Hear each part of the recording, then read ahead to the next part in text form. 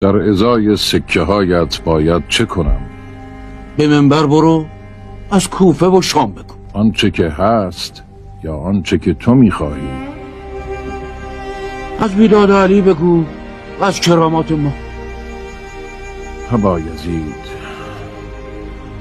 به خدا قسم علی همان میخورد که مسکینان میخورد. او معتقد است که پیشوای مردم باید مثل فقیرترین آنان باشد تا بندگان خدا از فقرشان احساس شرم نکنند. در ازای سکه هایت باید چه کنم؟ به منبر برو، از کوفه و شام بگو. آنچه که هست یا آنچه که تو میخواهی؟ از بیداد علی بگو و از کرامات ما. ابا یزید، به خدا قسم